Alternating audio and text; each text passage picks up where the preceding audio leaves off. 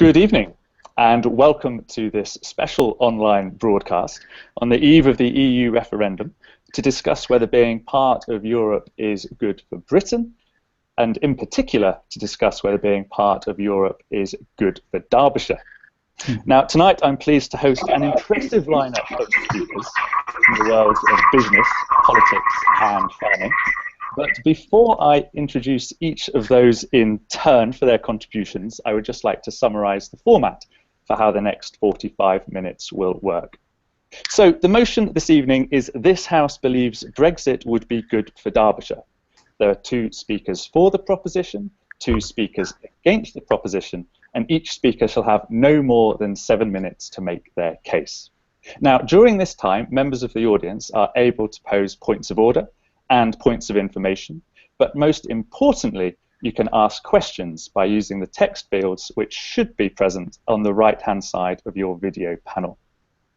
Now, following the points of order and information, there shall then be a Q&A session which will be based on the questions that you ask, so please do feel free to pose as many as you like. Now, I think that's about it for a brief introduction, other than to say that I hope tonight provides an informative and engaging debate. So without any further ado, I will call on our first speaker tonight, who will be Michael Seals. Now, Michael is a prominent Derbyshire farmer who grows cattle and crops, and he will be making the case for the proposition and so trying to advocate why we should be leaving the European Union. Michael, I will note the beginning of your 7 minutes starting now. Thank you very much indeed. Just to clarify, I'm a Derbyshire farmer. I've been a farmer in Derbyshire all my working life, and I'm getting closer to my pension than I like. I regard myself very much as a pro-European.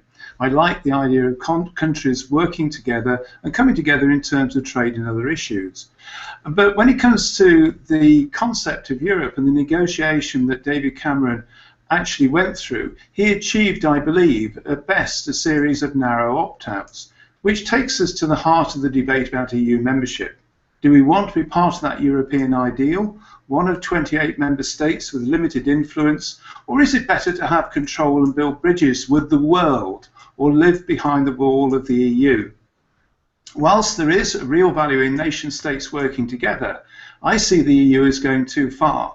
As a consequence, as a country, I believe we're losing our identity, our independence, and the ability to get things done. But there are good points about the EU. It has a market of 500 million people with common standards, freely accessible to Britain for the most part. But even in terms of trade, the EU now belongs to what I believe is a bygone era. The world has opened up since its inception. The growing businesses in China, a country of 1.35 billion people, or the world market of 7 billion. Fairer world trade is developing alongside an interdependency between nations. Look at your cars, in my case tractors. They owe nothing to one country or even the EU. They are world products produced by global companies. And when we joined the common market as the 8th member, the EU accounted for 31% of world output. Today, the 28 member states account for 17%, which is why companies like JCB, Dyson, and a host of others are turning their heads towards the world market.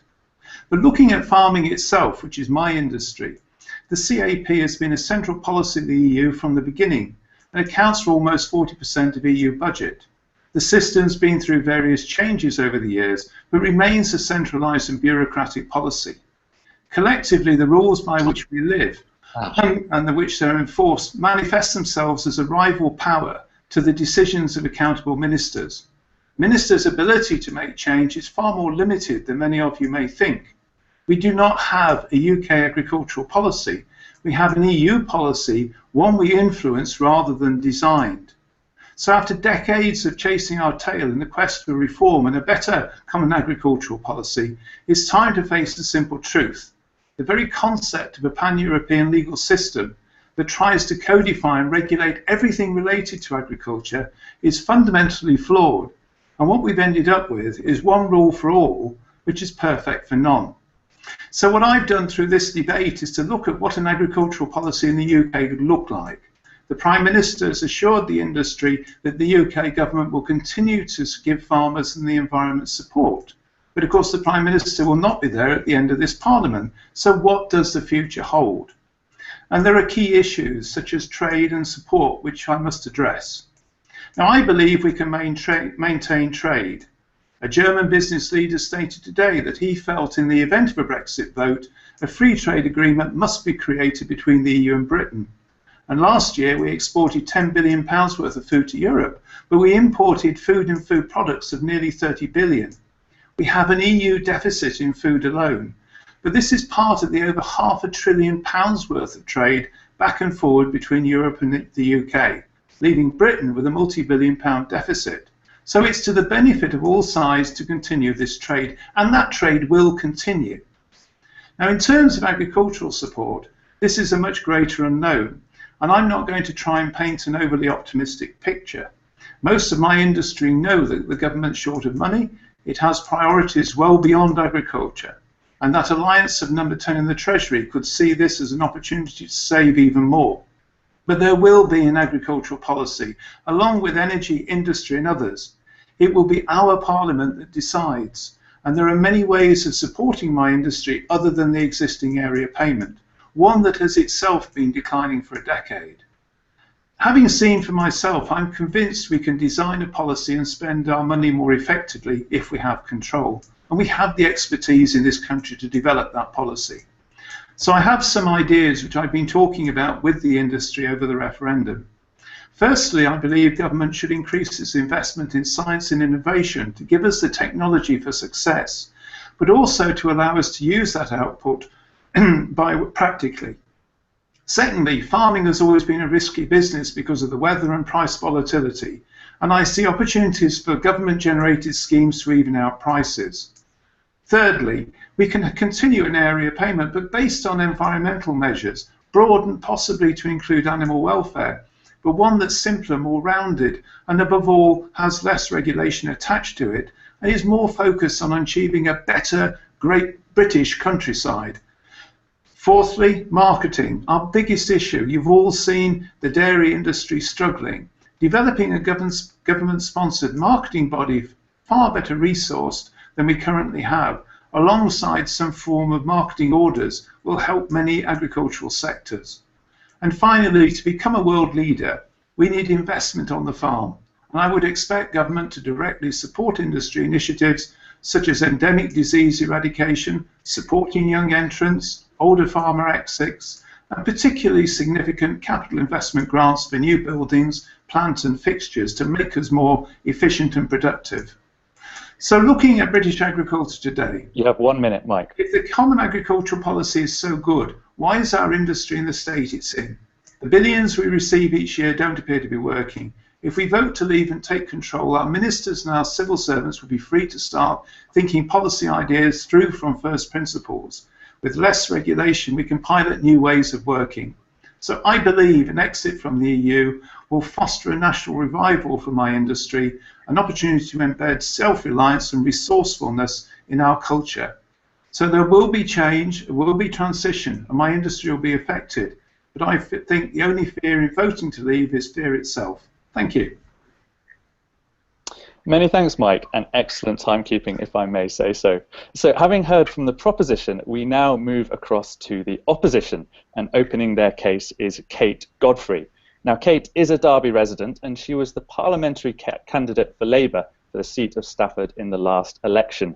Since then, she's been speaking across the country on a pre-referendum debate tour on the UK's place in Europe, and we welcome her very much this evening to put her views to us directly. Kate, I note the beginning of your 7 minutes starting now. This is one of the more reasoned and thoughtful speeches that I've heard on why we should perhaps consider leaving the European Union. But the truth is that I've been doing this for 6 months, and I haven't once heard anything really compelling in terms of a rationale for why we should put at risk 3 million jobs. Or why we should put at risk 6% of GDP, which is what we're talking about when we talk about pulling away from our majority of our customers and our economic prosperity. Now, I grew up in Derby. I've been here pretty much my whole life, apart from the 10 years that I spent working overseas in Syria and Iraq and countries which are associated with security difficulties. And I really care about this place. I still live in Derby. I'm here at the moment. and I can see Toyota from my window. And this is about much more than farming. It's about the prosperity of our manufacturing towns and our industries. So Toyota is a really good example. There are 2 lines at Toyota. 1,500 people work on either one of those lines. And Toyota will stop producing the Avensis in 2017. We know at that point Toyota will have a very difficult decision to make. The WTO tariffs, which is what the Out campaign say they would like to have instead of our relationship, instead of free trade with the European Union, would mean tariffs of 10 to 12% on the cars that we make here in Derby. So what we would be doing is we would be telling people who work at Toyota that they are unable to compete, their product is unable to compete on an equal playing field with cars that are made in France and in Germany, and that when it comes to that market of 500 million people, that they don't have the right to sell on equal terms. And the problem is that modern manufacturing is made to be transferable. And so at that point, and every car manufacturer in Britain has said the same thing, the rational decision for Toyota to make, and remember Toyota has to report to their shareholders, who are our pension firms, so our pension funds, my mum's pension, your mum's pension, all of our prosperity, they would say, look guys, we're really reluctant to see the hundreds of millions of pounds that you've invested in Derby go to waste, but responsibly you are going to have to produce where you can sell. And that picture is replicated across the country, and it's replicated across Europe, because not only are we going to have to negotiate a new way for us to sell the 45% of British exports which go to Europe, but Europe is going to have to negotiate a new way of dealing with Britain. And the simple reality is that the Out campaign love to say that it will all be magic beans and Disney kingdoms and we'll get whatever we want. But of course we won't, because that's not how adult life works. The reality is that Europe will then be facing a much more tougher time. There are lots of forces in Europe. We know, for example, the far right are really agitating for breakup of the Eurozone. And our European authorities will have to show the countries which have remained committed to Europe that it is not better on the outside. This is a divorce, and it is a final divorce. And so the problem is that we would be negotiating to try and replicate a situation that works very well at the moment for Britain, and the reality is that anything that we negotiate would be worse. And as evidence of this, I think it's worth looking at the people who back Brexit and who back Britain staying stronger in Europe. The only global figures who think that Britain should come away from the European Union are Donald Trump, Vladimir Putin, and a couple of far-right leaders, Marine Le Pen, the Polish far-right. Everyone else thinks that we are better off staying stronger and working collaboratively. So that only tonight, the head of NATO has said that British security is much stronger and safer if we continue to be able to share information with our European allies and our global allies. Most of our military leaders have said the same thing, the chiefs of our police services, all of the global leaders. Every time the Out campaign has said, well, we're not quite sure how Britain will trade with the rest of the world, and they've put lots of different countries forward as potential models. So we could be like Norway, we could be like Switzerland, we could be like Canada or South Korea. Every time they put a model forward, the leader of that country has then stepped up and said, no, our model will not work for you, Britain. The model that you have now is best for Britain. So we're talking about our prosperity, and we're talking about our safety. And it is simply not tenable to say that these things don't matter. So the idea is that we can reinvent our relationship with the modern world, that we can pull the duvet over our head, and that we can devote the 10 years of parliamentary time that this will take, and in return we'll get some money back. That seems to be the main thing on the table here, that and immigration. Now, the Out campaign have changed the argument that they've made. So you will all remember a few weeks ago, the Out campaign commissioned a poster that said, it's not the economy, stupid, it's sovereignty. And that was the Out campaign really giving up on the economic arguments. Why did they do so? Because they realised that we are not getting any money back. Now, my friend on the opposite side of the bench said that we would be able to continue funding farmers as we do at the current time through a rebate. Well, that's not the position of the National Farmers Union, who say they simply don't think it's credible that the British government will be able to set aside funding on the same scale to continue subsidies. But we also know that the Out campaign have spent the money that they would like to see us get back from Europe more than 100 times. So sometimes they say they'll spend it on the NHS, sometimes they say they'll spend it on schools, sometimes they say they'll spend it on farmers. What they've never done is just written down and told us this is what we will spend the money on. And the night before the poll, it is absolutely too late for that. And the reality is that we won't be getting any money. We won't be getting any money back from the European Union because those countries which are outside the European Union but trade with it, some of them pay more per capita than we do. Norway, for example. So if we want to continue to have access to the biggest free market on earth, to those 500 million consumers, we will have to pay probably more than we do now. And we will start to see farmers, 60% of farmers feel that their business model would be untenable if we come away from Europe, 80% of big businesses, 80% of small businesses, 3 million jobs. This is a huge gamble, and no one has put a reasoned case as to why we should take such a risk with our prosperity. Many thanks, Kate. So we've reached the halfway point already from speaker contributions. At this point, I would just remind members of the audience that they can submit questions in the text fields to the right-hand side of your video panel. But I think the closing note from Kate is a very good segue into Andrew to put the case for a reason to leave Europe. Andrew Lewer is the Conservative MEP for the East Midlands, having been voted in 2014. Previously, he was leader of Derbyshire County Council, and so we're fortunate tonight to have his perspective of both local and European politics. Andrew, I hand over to you for the next 7 minutes. Great. Okay. Can you hear me? Yes, loud and clear. Great. Well, good evening, and thank you for this final opportunity after many months of debates and public meetings and discussions to go over the cases just one more time before the polls open at 7 o'clock tomorrow morning. Several months ago, I attended a presentation at the European Parliament by the King of Spain. We regularly receive these sorts of speeches and presentations at the European Parliament, and a couple of months ago the King of Spain came. Slightly different and interesting speech in that it was a crowned head rather than an elected head of government, a Prime Minister or a President. And I was more than a little surprised by the tone of his speech, given that the King of Spain is a constitutional monarch in the same way as our Queen is, and therefore doesn't get involved in politically controversial and contentious subject matter. The speech of the King of Spain talked about a federal Europe, an ever closer Europe, the importance of drawing together as a single, unified European presence and governance.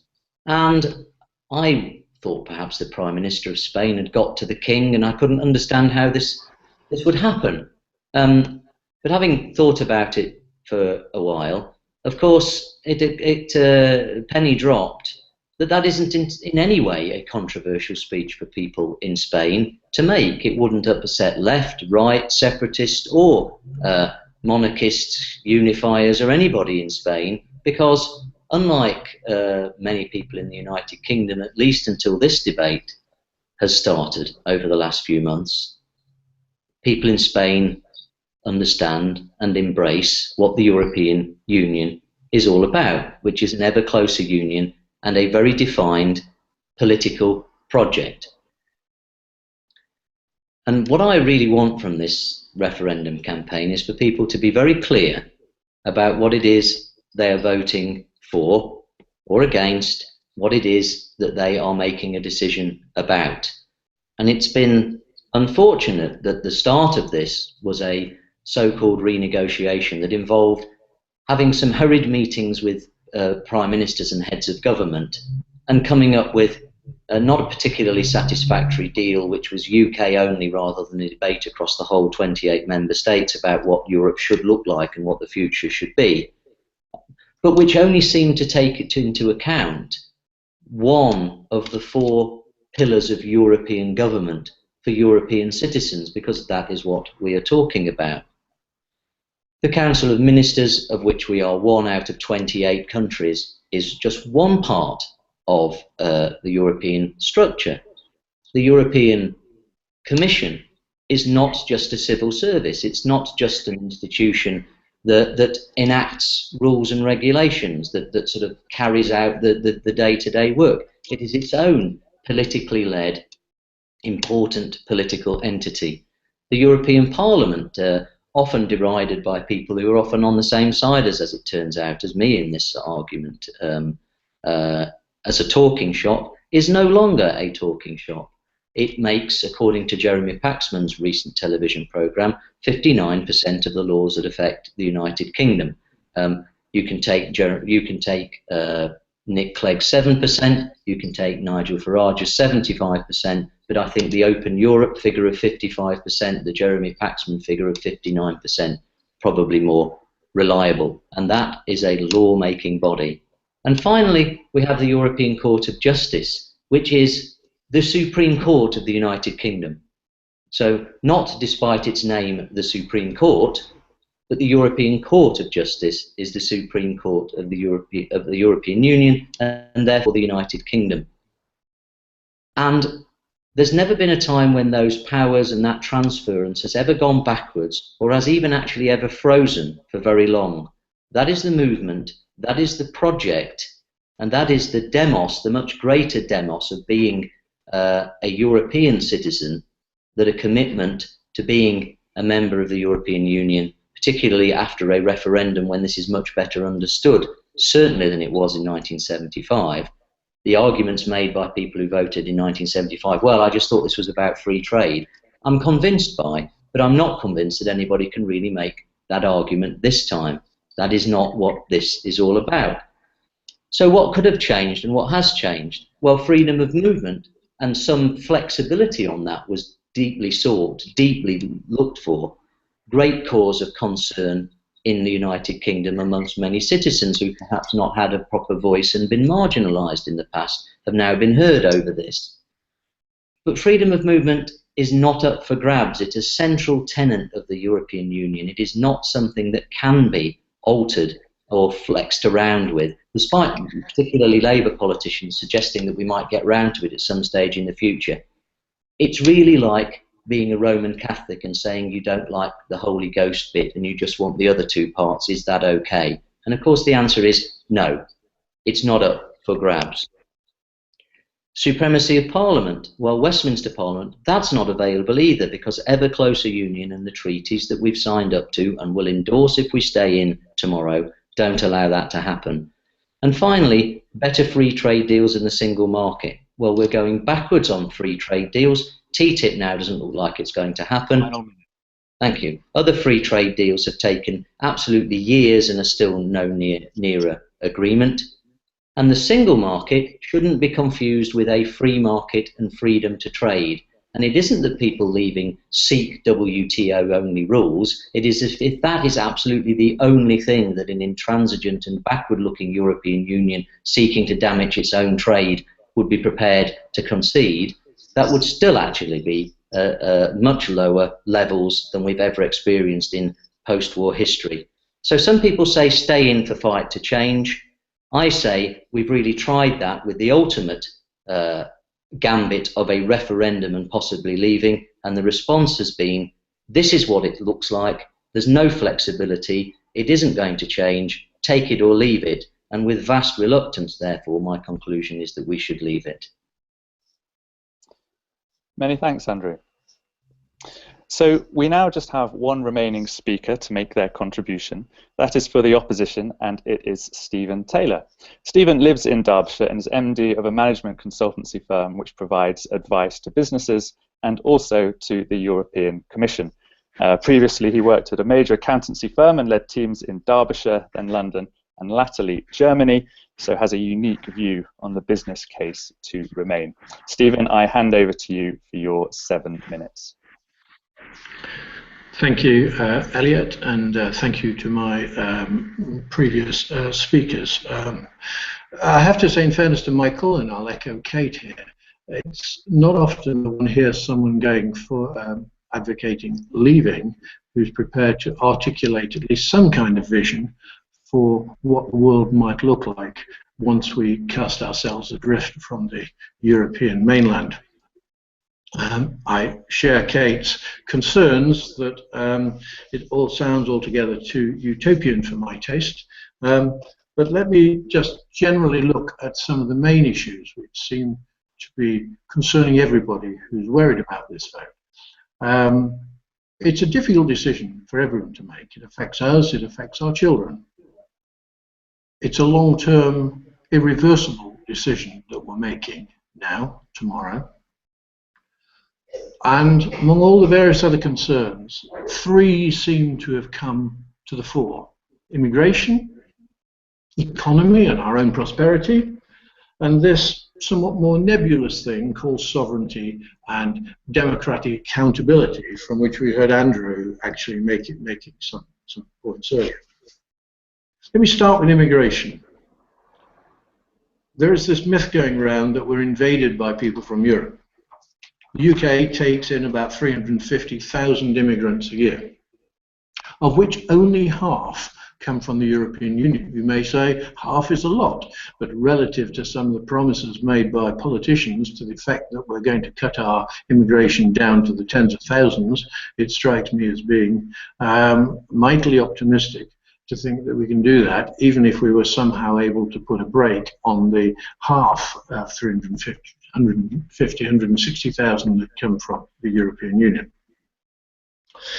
There is also this sort of tendency to believe that the people that are coming into the European Union are coming because they're seeking our benefits. Somehow we have a nice cosy system over here and people are coming across Europe to take advantage of that. Well, leaving aside for a moment the fact that the Germans actually have a far more generous benefit system than we do, if one looks at the countries from whom these migrants are coming and the ones that are claiming benefit, of the 10 top countries, only 2 of them are actually European Union countries. And if you look at the 2 of the top 10, the 4th placed one is Ireland. It's a country with whom we actually probably share far more history than we do with anybody else in Europe. And in 7th place we find the Poles. All the rest of those top 10 are non-European migrants. All the rest of those are people who we can control anyway, at least in theory, but we're not doing so.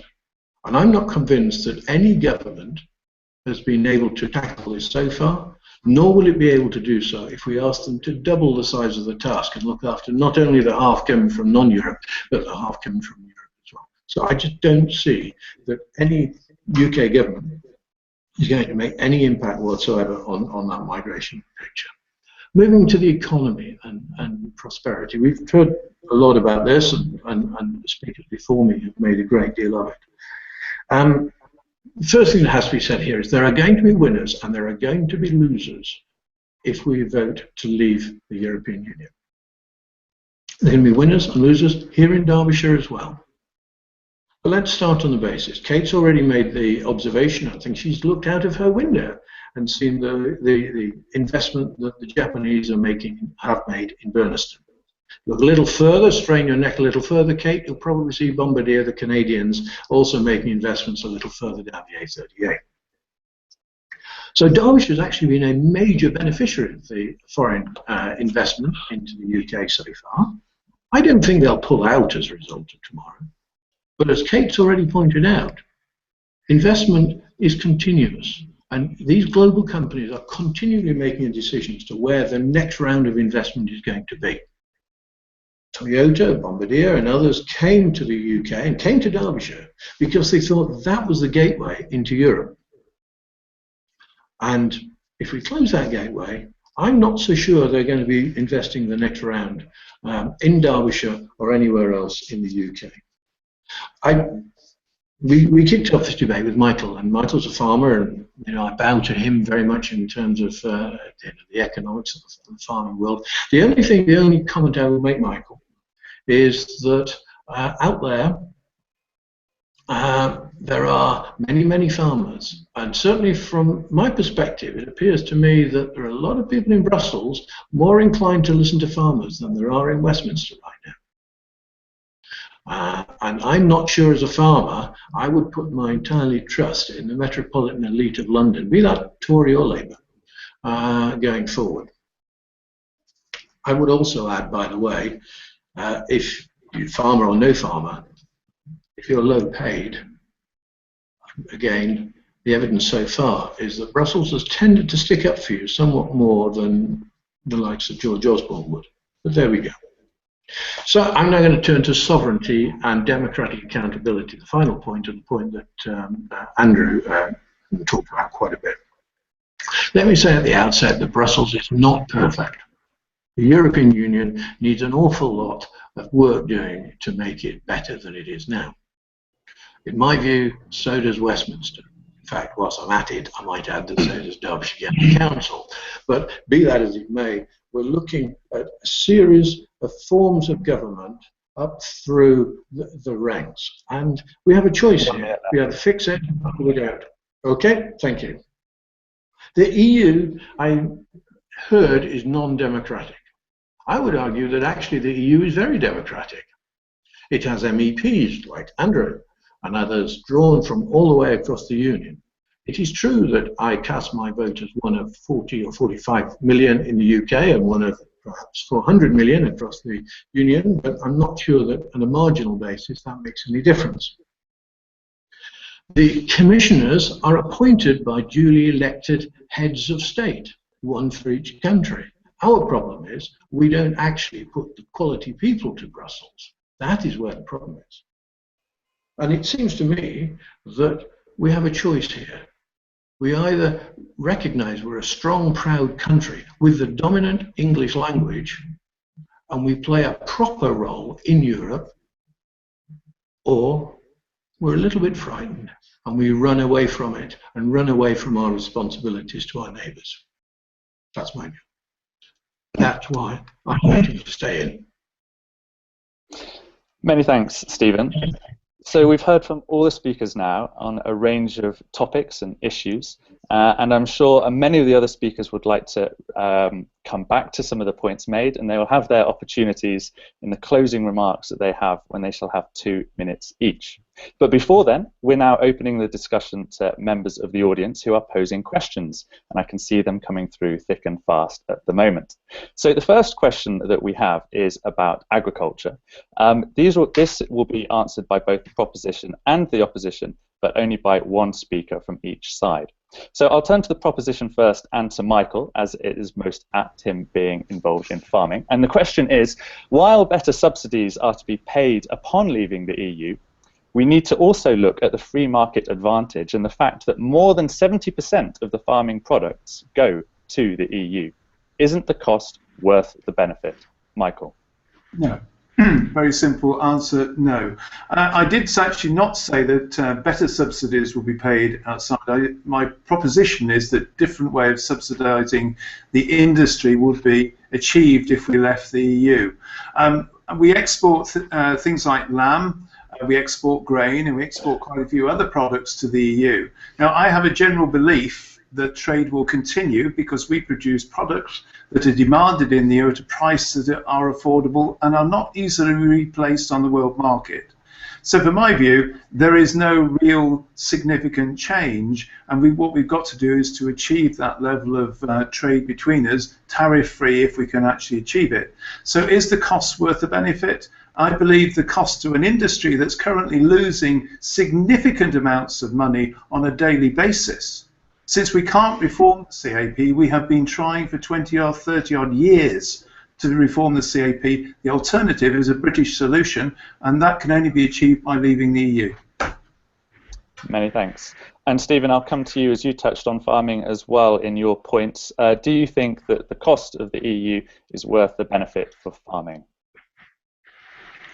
I think perhaps for the farming population more than most, I think it's worth it. Brussels listens very carefully to the farmers, many of whom have much greater political clout in their countries than they do in the UK, And one of the issues around the reform of the CAP has been the reluctance of farmers to accept the pain that would probably go with a material reform of that. So, from my perspective, I would say think carefully who you feel most comfortable is determining your income, Mr. Farmer. Brussels or someone in London? And as someone earlier said, it may have been Kate. I'm not so sure at a time when chancellors are sharpening their pencils, they would not be tempted to go after farmers who in the UK have relatively few votes. I'm afraid that was me in my proposition. Thank you, Michael. Thank you. All right then, moving away from farming now and on to the next question. This is split between the proposition and the opposition. So I'll come to Andrew first for the proposition. Can you define an EU that you would be part of? Yes, I can. An EU that I would want to be part of would have been one that would have a degree of flexibility over freedom of movement and would understand itself as being an international organisation of individual member states rather than a supranational organisation which seeks to take on many and increasing number of the trappings of a state itself. And would I believe that the European Union was capable of turning itself into that sort of organisation, I would be advocating Remain. And I came into this really hoping that I would be able to advocate Remain because I believed statements about a fundamental reform of the EU, about full-on treaty change, etc., which have simply not materialised. And I just feel that an organisation faced with an existential threat to its existence of the second largest economy, fastest growing major economy in it, leaving, responding with no flexibility or genuinely open and helpful response whatsoever, is actually not capable of meaningful reform. No, thanks, Andrew. And to take the flip side of the question and coming to you, Kate, can you see what would be an EU which you would not want to be part of, or in other words, what would be the tipping point whereby you would want to leave the European Union? Just to note, Kate, your microphone is currently on mute. Sorry. I'm very practical, and the EU is very practical. So we've had some of the other speakers talking about the proportion of our laws that are made in collaboration, not by Europe, but by us. When Boris Johnson was asked, what regulation would you like to overturn then, Boris? And it has to be something that we haven't chosen to adopt. It has to be something we haven't gold-plated. He couldn't answer that question 3 months ago, and he still hasn't been able to answer that question. The single largest proportion of EU, what the opposition are calling EU laws, but are in fact regulations, are simply customs labelling. They are barcodes. It's whether we tell our farmers that malt is code 0011 when we sell it into the beer industry in Germany, or 0012. So what this sort of characterization of the EU as this sort of big and threatening force is a completely bizarre one. Now, there are things about the EU that are imperfect. It's not my job to say that they're perfect. It's my job to say that we shouldn't be gambling 3 million jobs on things that aren't really fundamental. So, for example, the fact the capital move, I think that's a waste of money. We have 5 MEPs in the East Midlands, and most of our MEPs are sworn to getting Britain out of Europe. That leads to the kind of situation where Nigel Farage can say that he cares about fisheries, but he's only been to 1 out of 42 meetings, and he's on the council that could do something in order to support EU policy, which has helped to rebuild our fishing stocks so that we can get our fishing industry up and going again. So there's lots of really positive stuff that's happening. We just don't like to talk about it very much. So the EU that I want to be part of is one where we realise that fundamentally this is just about trade, and it's just about letting our people sell. And, you know, we've sort of heard the opposition lastly talking about we can trade with exciting new markets, and the jobs we have at the moment don't matter. The jobs at Toyota don't matter. You know, the countries they like to talk about, one of them is New Zealand. At the moment, 45% of British exports go to Europe. Less than 1% of our exports go to New Zealand because it's simply so expensive for us to send our crops, our products, to the other side of the world, and it always will be. There's no business in the world that would say, let's turn our back on our customers, let's turn our back on the people next door. Businesses just want to be able to trade with China, with India, with New Zealand, and with the EU as well. It's really silly to make them choose. Thank you. And so moving on to the next question, one of the members of the audience notes that there's been a lot of talk in the news about Turkey wanting to join the UK. Andrew, from the proposition, could you give your views on whether this would be a good or a bad thing, and also on some of the concerns about different nations who are wanting to ascend to be part of Europe? Well, I'm always intrigued that we're currently in a European Union that Serbia and Albania and Turkey are desperate to join, but that Switzerland and Norway are not wishing to join. And I do think there are some quite good reasons for that. If the EU was unreformed, as I would contend it is and will continue to be, then Turkey joining the European Union would be a very backward step. And I'm intrigued that apparently David Cameron believes Turkey won't join to the year 3000, which has come as a slight disappointment to the Prime Minister and President of Turkey, who regarded him until about a week ago as one of their leading advocates for Turkish membership. And just today, John Major suggested that Turkey could join in some form of EU membership within 10 years. So I do think it would be very negative, and it will be very negative because the European Union is not just about free trade. This isn't 1975. Those sort of arguments are not very helpful in a debate about a new demos and a very clear movement towards ever closer union. That's what it says on the bus. Now, if you get on a bus and you want to go to Edinburgh, you don't get on a bus with London on the front of it. And this bus says ever closer union. And that's the way it's continued to move throughout its history. And the idea that it will just suddenly stop doing so is wrong. And I can tell you from all the time I spend in the European Parliament, because notwithstanding other people's attendance records, I am always at my committees and always at the day job of the European Parliament, that this is not some sort of ludicrous pipe dream and let's just get on with the business. That's a great mistake British people make about the EU. That is not fundamentally what it's about. And if we vote to stay in it, we need to be very clear about what we are doing and what it means. And taking that question to the opposition, and Stephen in particular, should we be concerned about the notion of ever closer union, and with nations that are very different to the UK, the current nations that are in the EU at the moment, and the prospective future nations as well? There are two questions there. There's the question of ever closer union, and there's the question of Turkey membership. I'm of the school that thinks that never mind what the UK thinks. I think that the Dutch, the Germans, and most of the Northern Europeans will not countenance the joining of Turkey. Turkey is quite frankly just too big, and just therefore would destabilise the model we have in Europe. We've all agreed, I think all four of us, that there's plenty wrong with Europe and we need to fix it. Within the ambit of where we are, we might get a little country in, but there's no way that Turkey is going to be joining anytime soon, and everybody I talk to in Brussels agrees with me on that point. On the ever closer union, that's an interesting one.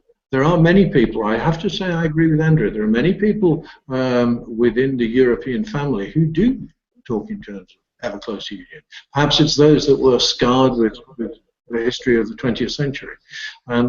I don't think everybody will go at that speed. I see no evidence that the Danes are keen on ever closer union. The Swedes increasingly not so either. I rather suspect in time there will be an ever closer union of a group of nation states within Europe, but that the European Union itself will continue to exist with people that are like the Danes, like ourselves, like some others, who are probably going to be on the outside of that for the time being. That's how I would see the situation. But whether Belgium and the Netherlands and Luxembourg one day turn themselves into Benelux and join as a subgroup within it, that's the way that one might see Europe developing. Okay. And by the way, if they do, it will have a benefit in that we'll have fewer commissioners. Okay. So the next question I'm going to address specifically to Kate, as I know this is her area of expertise. The question is that TTIP was mentioned. Would you be able to tell the viewers what this is and what it would mean if we did leave or if we remained? Sure. TTIP is a free trade agreement which is under negotiation between the European Union and the United States of America. I should clarify, this is one of the things that's probably less affected by potential Brexit, because the Out campaign have been really clear that they want to sign a free trade agreement of the same type, except they want to negotiate it as a country of 70 million people rather than as a really strong bloc of 500 million people. The reason TTIP has been picked up by Nigel Farage and by the right is that it has implications for all of our trade with America. What it doesn't have implications for is health. Now, the reason that I am an expert on TTIP is because I'm able to have spent 3 years in court investigating what it means. I did that because I led the campaign against the biggest privatisation in NHS history, which was the £1.2 billion privatisation of cancer and end-of-life care in Staffordshire. We remortgaged our home. My mother's a cancer patient at the time. And so we were the people who were challenging and saying, what are the implications if these services are put into the private domain? And at the time, it was thought that health might be included. But then it was established that, first of all, public services are not part of the negotiation, and health has been specifically excluded. And I have got a whole file of letters from the European Commission which are absolutely explicit on the point that our public services are not part of this. So what we're talking about is tariffs. At the end of the day, we're talking about the charges that are put on things that we sell overseas. And to give you an example of where TTIP could be a very good thing, the reason both sides want to have this agreement in place is that it's worth about $1.5 billion a year to the UK, and it's worth thousands of jobs in the local Derbyshire economy. So let's take, for example, the area that I'm originally from, in the potteries. The tariffs and taxes that are currently put on ceramics made in the UK that are sold in America are 28%. So we effectively cannot make anything high-tech. We can't be scientific, we can't grow our industry, we can't make our beautiful Bridgewater pottery and sell it and make it affordable in America. So there are hundreds of local jobs that if we could sell into the States, we would be able to bring back to this country. And the other thing that people talk a lot about is they say, oh, well, it's all very quiet, TTIP is very secretive. But the truth is, effectively, you're talking about what happens if two companies decide to work together. There are implications for jobs on both sides. There are implications for jobs in the American cattle industry. Farmers there are going to have a really tough time if we can sell beef from this country more easily in America. There are implications for jobs, as I've said, in the local area, in that we stand to create quite a lot of employment. So the reason we don't publish the negotiation every night is because there's no company in the world that would negotiate by publishing the deal that they're making every night. It would simply become too controversial. So I am from the left. I spent 3 years campaigning on TTIP until I saw that it was changing, until we got clarity on things like the way the court system would work within that agreement. And at that point, I, the Labour Party, and the left in Britain decided this could be very positive for local jobs. And it's at that point that Nigel Farage worked out what was happening and decided to make it into a big right-wing shibboleth. So I think on this one, both sides will probably be agreed, a very good thing, and we should be negotiating with Europe to bring jobs to the local area. I'm conscious that time is running short, but Andrew, is there anything that you would like to mention on TTIP before moving on to the last couple of questions? Yeah, if TTIP was actually going to happen, then I'd be very much supportive of it and its principles. But it's increasingly clear to me that the movement that people in Britain, and even amazingly some people on the left, seem to have discovered now about the benefits of free trade is not the prevailing mood and the prevailing wind in many political parties, particularly in the centre and of the left, some on the right, not the Conservative Party but others, about free trade. It took 7 years to come up with a trade agreement with Canada that looked like we were actually going to get somewhere. Now looks like that may not be happening either, because one country out of 28, Romania, is unhappy about its Canadian visa arrangements. It's taken even longer to get even some way along the track to a free trade agreement with Australia and New Zealand. One of the reasons that was delayed is that the European Union, some of the members of which don't exactly cover themselves in glory in this subject themselves, have subjected Australia and New Zealand to vastly detailed questionnaires and research exercises about their human rights records, despite the fact that they're two of the countries with the best human rights records on the planet. And now the Italians are holding that one up because of a dispute about tomatoes. So when trade agreements are actually concluded by the European Union, I am the first to concede that the economies of scale that they have actually benefit.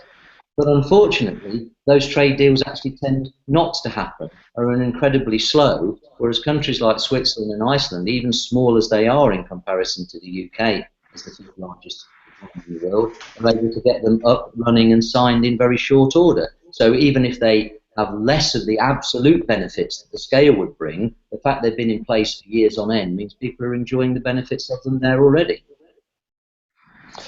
And just moving on to the final two questions, I'll ask all speakers if they could try and keep their answers to under a minute to make sure that we keep good time. The last two questions are very much issues that are of concern to consumers. And the first question I will pose to Michael for the proposition, which is what will be the effect of the price to our general commodities should we leave the EU? The very simple answer to commodity prices is that's based on currency. So you can actually talk, if you listen to the doom mongers, the currency is going to drop dramatically, commodity prices will rise. I believe if we vote to leave, there will be a short-term negativity, but in the medium to long term, things will readjust. So to my basic impression is that commodity prices will remain relatively calm after a period of mixed up and down with the pound. You know what I'm talking about. Sorry, I'm getting a little bit carried away there.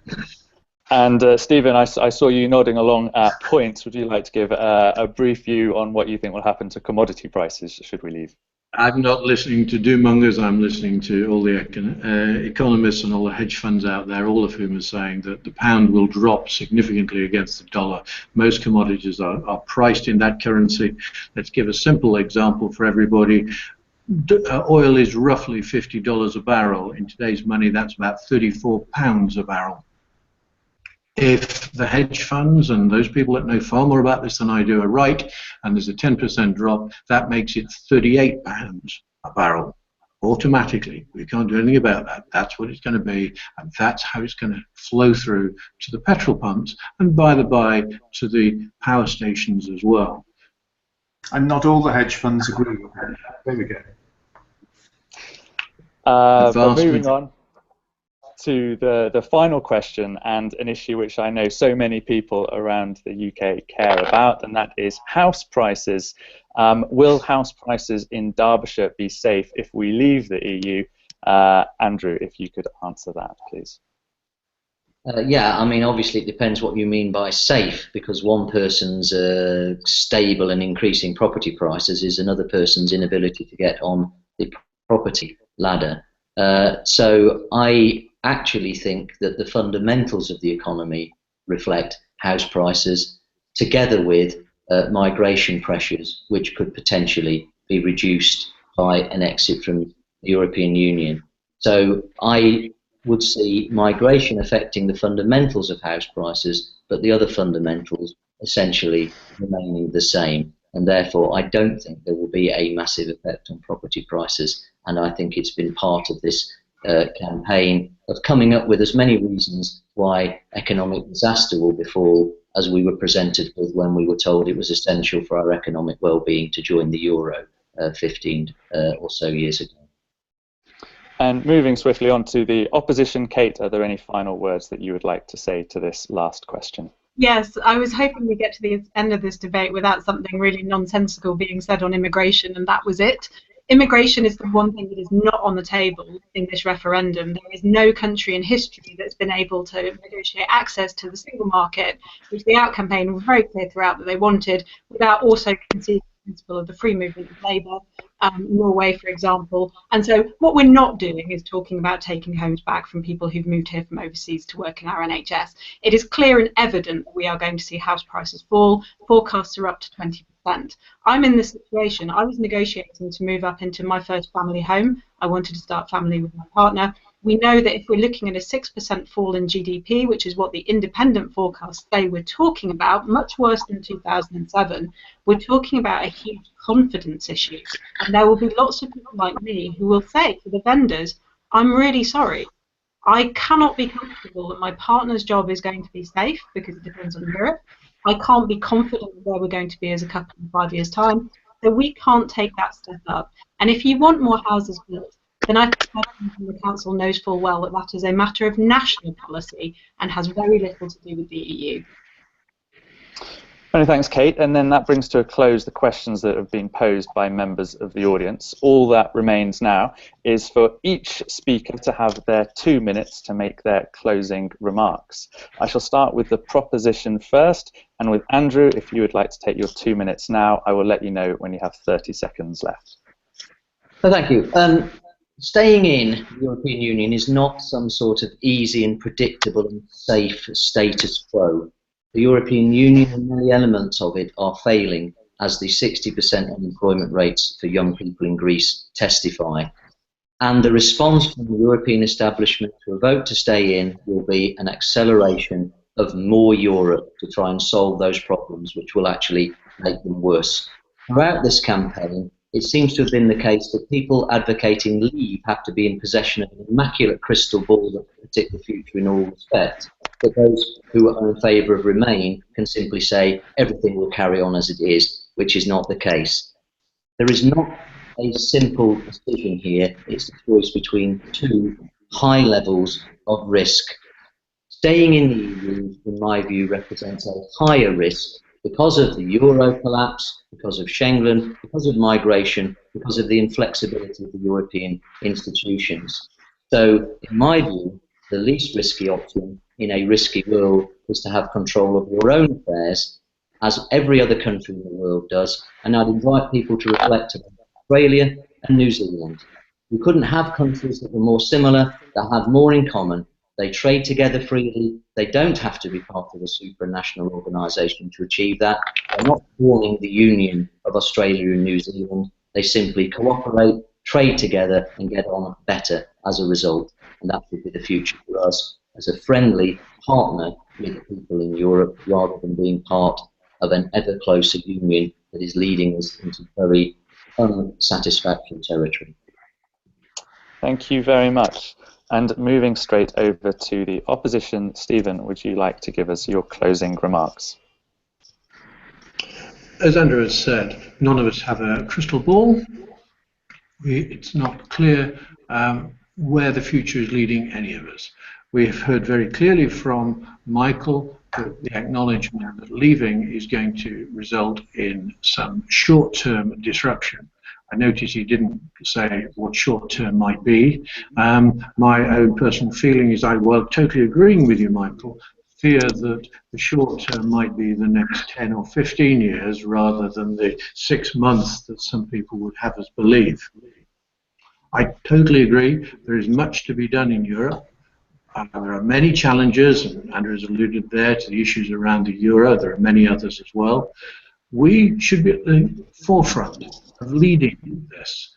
In an axis with the Germans and with the Northern Europeans, we should be taking Europe in the direction we want to take it. We should not be running away from it. It's easy to talk about countries and say the United States is, stands alone and all the rest of it, but Texas isn't. And there is a whole series of countries out there that are looking for friends. And I think right now we need friends as well. And the best friends are the ones just across the channel. Many thanks. And so from Stephen's vision of leading Europe, I'm going to come to Michael and hear a bit more about his vision for leaving Europe. Michael, you have 2 minutes now. Thank you very much indeed. I don't see the EU as a solution to Europe's economic problems. I think its structures and its rules are actually a part of the problem and a part of the cause. The concept of a federal Europe, which we've just touched on ever so slightly, the ever closer EU, is something that people I talk to don't want to be a part of. And it's interesting because I've been quite balanced in coming into this debate. And were Europe still just what I would call a cooperative developing trade area rather than this political union, I would be on the other side of the debate. It's that close for me. Now, I've been part of government and I've been part of the agricultural industry in a political way for many years. We have tried to reform the EU. David Cameron has sought to reform the EU. We've achieved very little. And so if we look at Britain itself, Britain has always been a world player. It has been for centuries. And I feel that as a country we're being held back by the narrow world view and protectionism of Europe. And I don't see as an outvote as turning our back on Europe. I actually see an outvote as turning our back on the institutions of the EU. So if we turn to my industry, which is where I put the proposition, my industry is in recession. It's been in recession for a long time. And the Common Agricultural Policy is not helping. In fact, it's hindering the search for solutions. And as I alluded to earlier, we've tried to reform the CAP on several occasions. In fact, we've been trying to reform it for over a century. And we failed, singularly failed.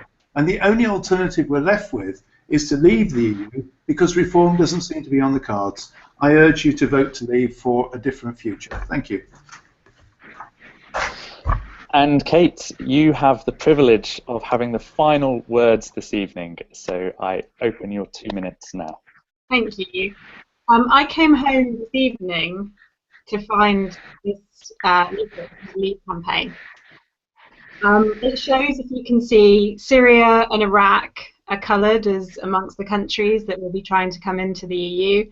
It says we send the EU £350 million a week. Now that's the figure that the Statistics Authority of this country have said is outright untrue and mustn't be used on leaflets. But you have to ask yourself, why is this the case that's being made? Why can't be, if the case for coming out of Europe is so compelling, why can't it be rational and reasoned? And I'm going to leave you by saying the answer is because there is consensus in this, because we all agree that Britain is stronger and safer in Europe.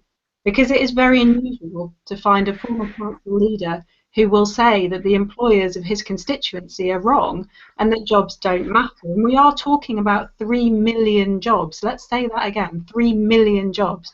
So let's look at who thinks we should come out of Europe. Boris Johnson spent his whole life saying we were better off in Europe until he decided he wanted to be the next leader of the Conservative Party and changed his mind over a weekend. Nigel Farage, Michael Gove, the BNP, Britain First, Donald Trump and Vladimir Putin. Now who do we have on the other side?